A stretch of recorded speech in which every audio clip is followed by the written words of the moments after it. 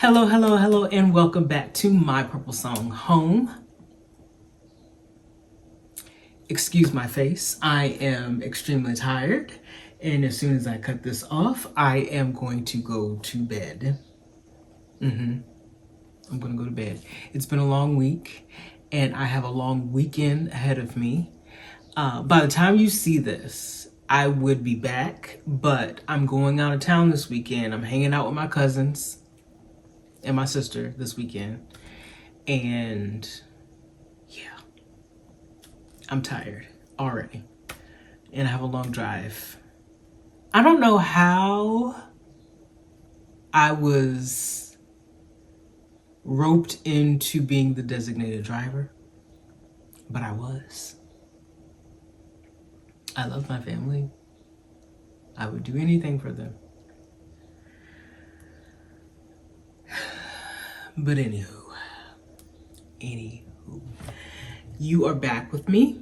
And speaking of love, isn't that perfect? Speaking of love, that is what today's topic is about.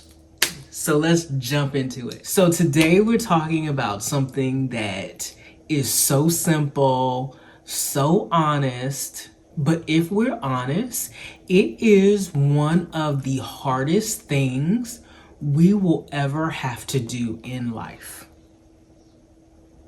What am I talking about, you ask? Love. And I'm not talking about, oh, I'm with my man, I'm with my girl kind of love. No, not romantic love, not the butterfly love, not the Hallmark channel love. I'm not talking about that. I'm talking about the kind of love that costs you something. The kind of love that requires patience when you're irritated, grace when someone does not deserve it, or forgiveness when your heart is still hurting. This week coming up is Be Love Day on July the 16th. This is inspired by Bernice King's continuing legacy of her father, Dr. Martin Luther King Jr. So I thought to myself, what better time to ask ourselves, what does it truly mean to be love? Not just talking about love, not just posting about it. And this is my favorite. I love a good t-shirt that has sayings on it. But if I see one more that says choose kindness, that's what I'm talking about. But can we say we actually become the kind of person whose life reflects the love of Christ? Because in all my 46 years of living, I said 46 years old. I am not 46 years old yet. But in all my 45 years of living, I have learned that the world does not have a shortage of opinions.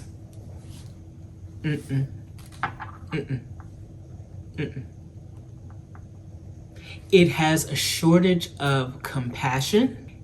Everybody wants to be heard, but very few people want to listen. Everybody wants justice, but few people want mercy. And this is one of my biggest gripes, is that everybody wants grace, but judgment for everybody else. And if we're not careful, we will start looking more like culture than Christ. So today I want to dig a little deeper than surface level encouragement. We are going to talk about what love really is and why it has become harder. What the Bible actually says, how loving others can actually protect your mental health, and what healthy love actually looks like and what doesn't. Because love isn't a weakness. Love is actually one of the strongest decisions you will ever make. Let's talk about it.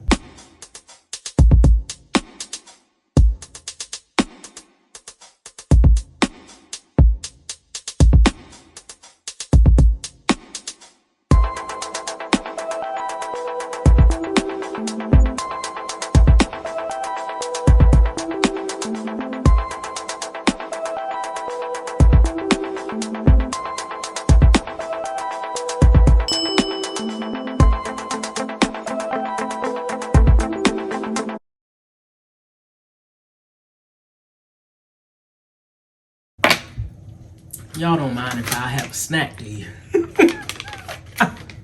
I'm not supposed to be eating sugar. Oh my gosh. But I cannot get enough of these things. I went to Five Below to get me a fan, one of them portable fans. These peelers, my God. I got two kinds. I got the green apple and I got this here mango. So good. Anyway, one of my favorite chapters is 1 Corinthians chapter 13.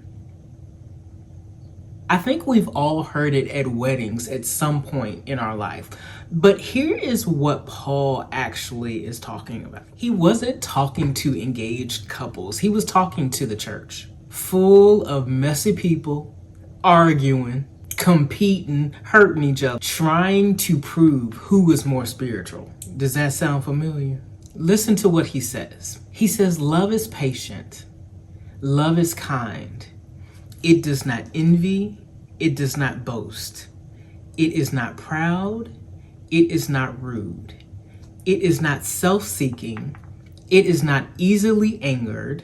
It keeps no record of wrong. I'm gonna stop right there because that's enough to convict all of us.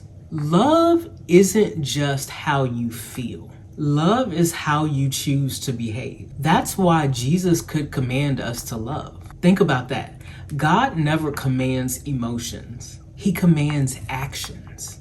You can't control all the time how you feel, but you can control how you respond. Love is a decision every single day.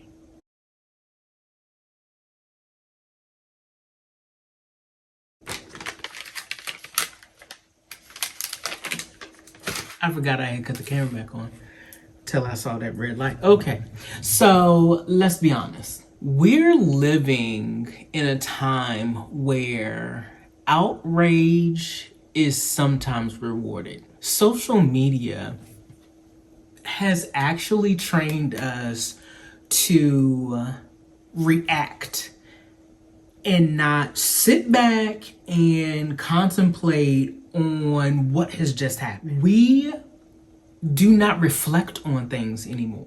We will read a headline in a minute, jump to conclusions, and just take off with that. We don't read the whole story anymore.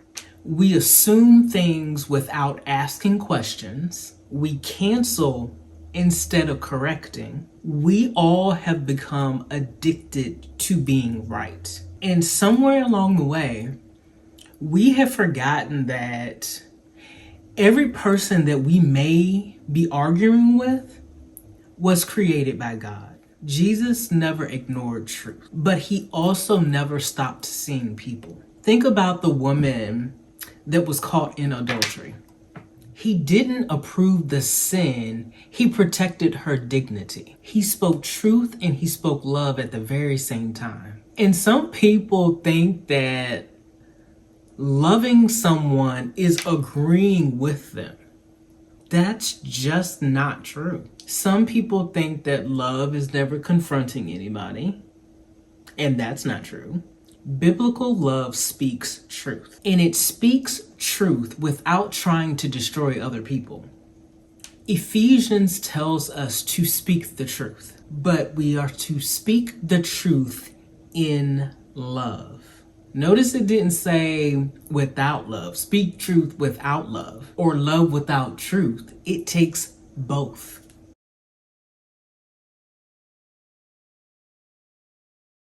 And this part is where people get confused. Love is not people pleasing. Love is not allowing people to mistreat you. Love is not saying yes to everything. And like I said in my video last week, Jesus loved everybody, but he still walked away from crowds. He still walked away from crowds. He still rested. He still corrected people. He still flipped over them tables. Healthy love has boundaries. And if I can speak truth today, boundaries are not punishment, they're stewardship. You're protecting what God entrusted in you. Your peace, your heart, your purpose. Sometimes loving someone means saying no. Sometimes loving someone means praying for them from a distance. And trust me, I love a whole lot of people from a distance. I pray for people all the time and they have no clue. I'm sure they would be flabbergasted if they knew I was praying for them. But I am. Forgiveness does not always mean reconciliation. Trust has to be rebuilt. The Bible never says we need to become doormats for anybody. It tells us to become disciples. Huge difference.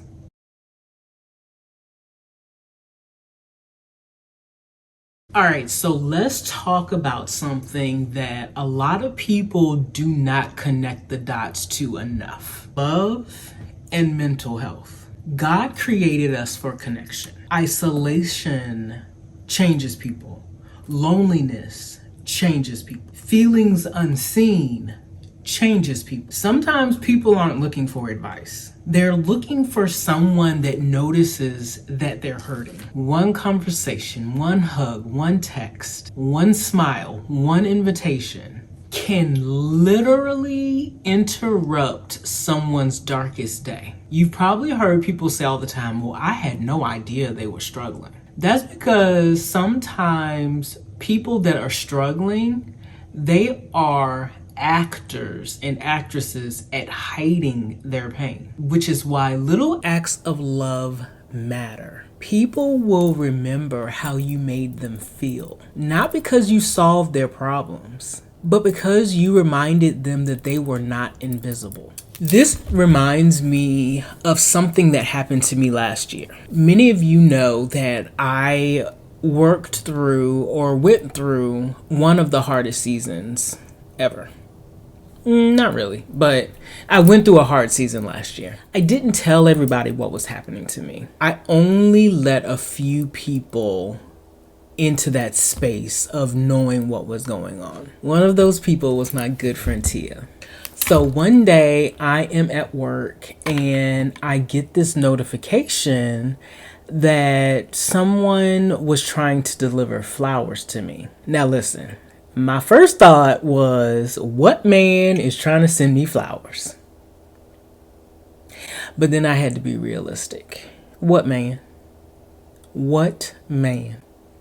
So I'm up here embarrassing myself, texting people, did you send me flowers? Nah, girl, I didn't send you flowers. Did you send me flowers? No, wasn't me. Wasn't me. I ran through a very short list, but it was a list done the same. And I realized there was nobody. So I called the florist and she asked me what time would I be home. And I told her what time I was getting home and that, she can come by during that time. So she came back and true story, this does not make me look good. So the florist came, delivered my flowers. They were absolutely beautiful. And of course, they were purple.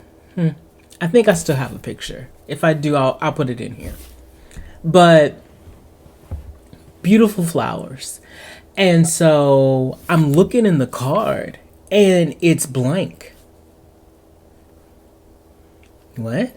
Who sent me these flowers? So I'm flipping the card over back and forth. No name.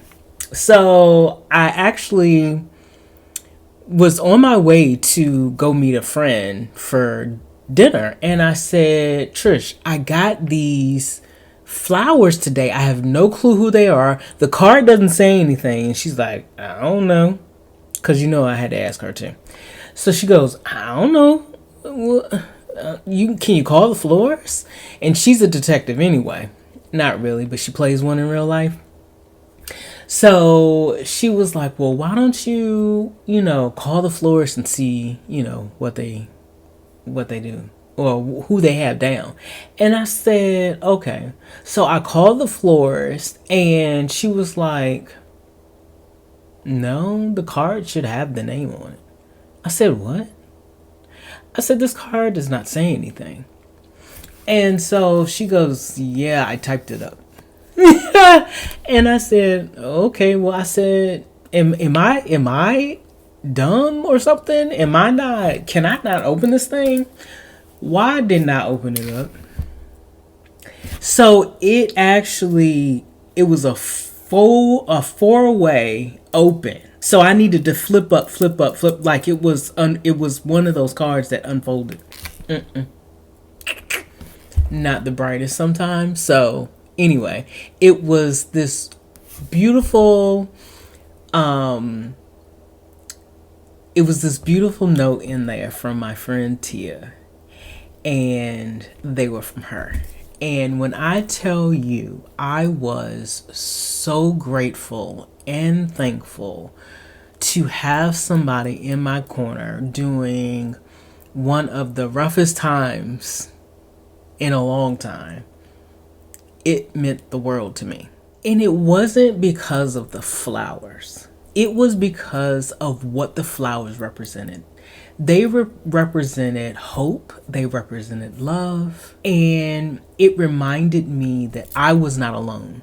When life felt uncertain, that simple act reminded me people were praying for me. People believed in me. People believed in me even when there were some days when I woke up struggling to believe in myself. That's what love does. Love reminds people that they matter. And sometimes that is exactly what someone needs.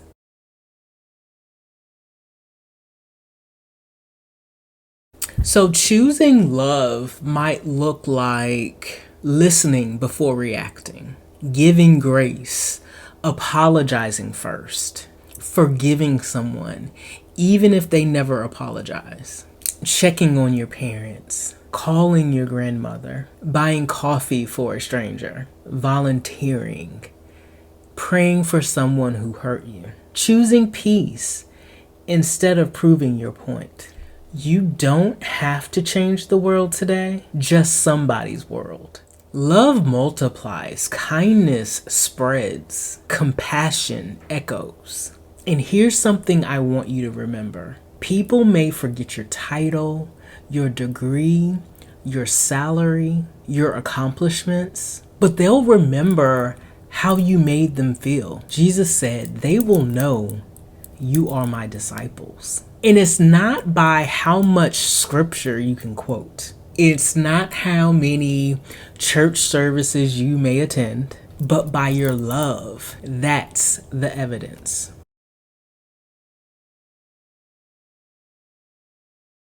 So I have a challenge for you this week. Do one intentional act of love. It could be you encouraging someone. You could send that text you've been putting off. You could visit a lonely family member. You could buy somebody's coffee. You could apologize. You could forgive. You can volunteer. Leave an encouraging note for someone. Pray with someone.